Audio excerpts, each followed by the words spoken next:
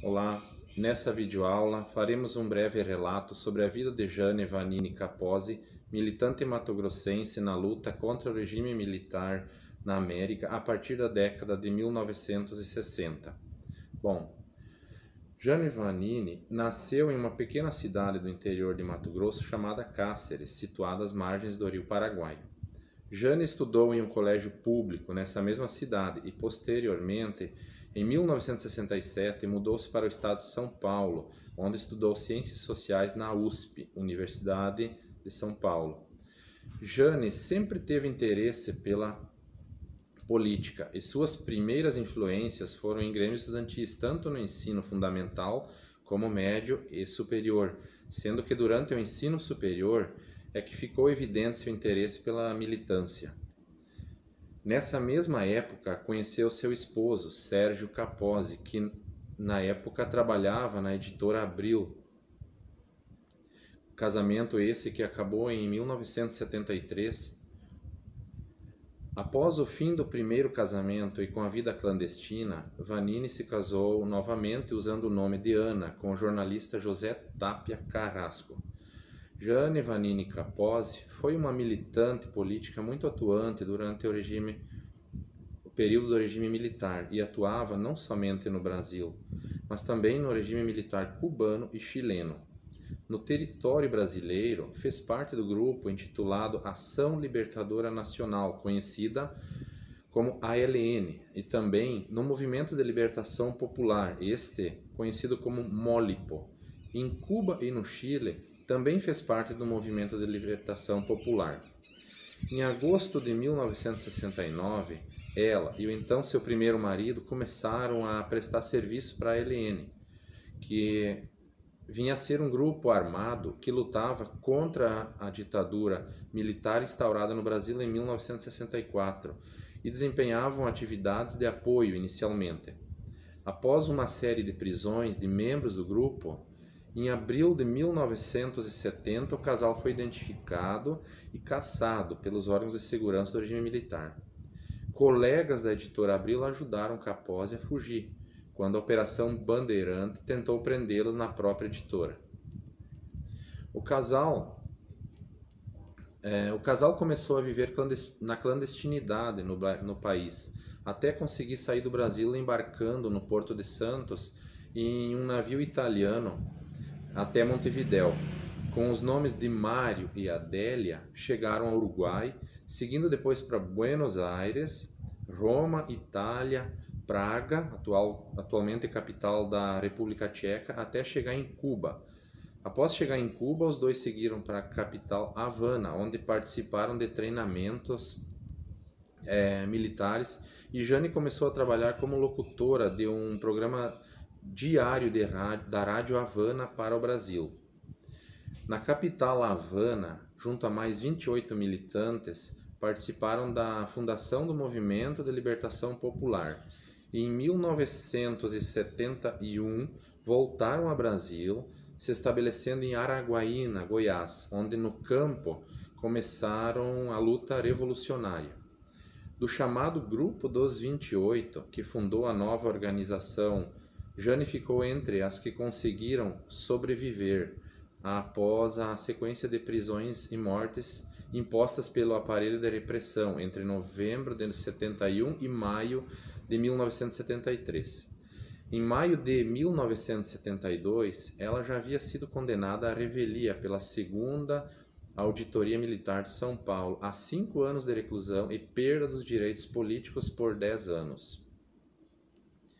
Nesse contexto, fugindo das perseguições da política ditatorial da época, Jane foi para o Chile e no ano seguinte, Capozzi, que foi seu marido até 73, foi também. Com o fim do casamento com Capozzi em 1973, Jane seguiu na luta e se transformou em Ana, casando-se então com o jornalista José Tapia Carrasco, conhecido como Pepe. O casal atuou no MIR durante o governo chileno do presidente Salvador Allende. Em setembro de 73, com o golpe de Estado no Chile, quando o general Augusto Pinochet tomou o poder, Jane Vanini se tornou clandestina mais uma vez. Saiu então de Santiago, no Chile, para se refugiar em Concepción, também no mesmo país. Ao longo desses anos de militância e clandestinidade, Jane usou vários codinomes e assumiu vários personagens na tentativa de fugir da repressão, entre os quais Adélia, Ana, Carmen, Gabriela, nomes do qual era conhecida por seus companheiros lá no Chile. Durante o tempo que ficou refugiada no Chile, entre 1971 e 1974, Jane manteve contato com a família e com amigos no Brasil por meio da escrita. Ao todo, ela escreveu 37 cartas, descrevendo as dificuldades que encontrava vivendo na clandestinidade, principalmente por ser uma mulher em um ambiente predominantemente masculino e dominado pela repressão política. Vanini registrou suas angústias, ansiedades, esperanças e a saudade que sentia de seu país no papel. Em algumas das cartas enviadas ao seu sobrinho, a moça explicou a sua vontade de mudar a realidade brasileira e as desigualdades sociais, justificando o motivo pelo qual estava lutando contra a ditadura. No fim do registro, ela afirmou que era totalmente a favor da justiça e da igualdade de direitos desde que nasceu. O exílio era a única possibilidade de Jane e tantos outros brasileiros fugirem da opressão, sendo banidos de suas próprias vidas para se manterem vivos. Forçada a abandonar seu país de origem, a permanência clandestina em outros países transformou a visão da jovem sobre o Brasil. Ao longo do seu período de clandestinidade no Chile, sua família era constantemente vigiada no Brasil. As irmãs de Jane chegaram a ser obrigadas a prestarem depoimentos na Operação Bandeirante, conhecida como OBAN, um centro de informações e investigações criado pelo Comando do Exército brasileiro.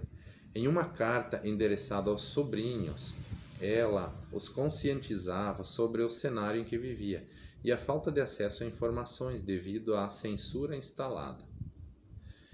Em seu pouco tempo de vida, foi perseguida por 2 ditaduras militares e assassinada por uma delas.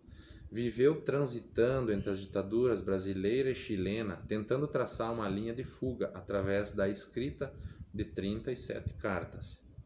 Na noite de 6 de dezembro de 74, Jane Vanini foi assassinada pelas forças repressoras.